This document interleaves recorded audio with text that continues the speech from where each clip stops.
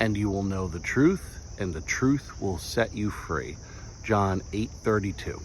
Hi everybody, my name is Nick Latrenta. This is my series Wrestling with Faith. It's a series where I talk about wrestlers of the Christian faith, and I am very happy today to talk about Jake the Snake Roberts, a very interesting one. And I have just a little bit of a personal connection to him that I want to share. So Jake the Snake Roberts is one of the most famous wrestlers of all time and has been very, very open with his struggles in life. He came from a very abusive background, has abused alcohol and drugs, and thank God is sober now. Now, in the mid-90s, Jake the Snake Roberts started doing these promos in what was then the World Wrestling Federation. He had returned to there in about 1996, late 95, early 96. And I remember watching these as a kid, and he would talk about Jesus and his new faith in his promos. And I found a video, which I have a link to, of him giving a testimony around 1995 about his faith, and he was sober at that time. And he's been very open about this. Unfortunately, he fell back into those temptations and demons for quite some time, and now is once again back being sober.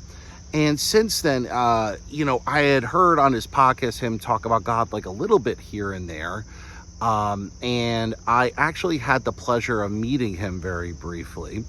And I'll tell you that story real quick. I went to the Palisades Center in West Nyack, New York with a friend of mine to see him do a kind of a stand-up routine. And he did autographs. I was so surprised. My friend and I went there. He was just kind of sitting there in the front. And we were able to get his autograph and get a picture with him.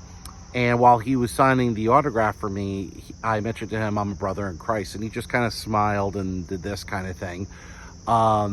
And prior to that, years prior to that, I want to say in 2008 or 9, back when MySpace was a thing, I actually messaged him on his MySpace and gave some encouraging words, hoping that he can get through his struggles. And I got a response, not from him, but from the person running his MySpace saying, thank you so much. We're going to pass this on to him. Nothing seems to be working, but I'll definitely pass this on. So maybe it was passed on to him. I highly doubt he would remember it. But many years later, he got sober again. He's been sober for quite a while now. And with the help of Diamond Dallas Page, who I think is a Christian too. I have to look into that, but I think he is. And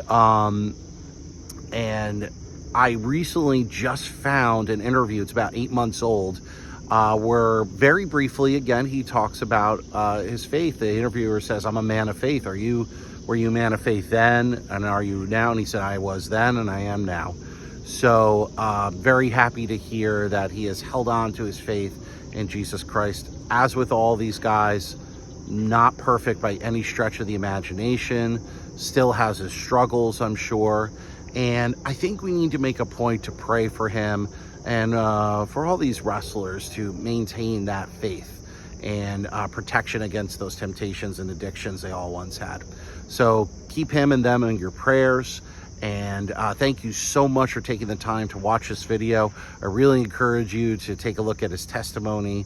Thank you so much again for taking the time out of your busy day to watch this, and God bless.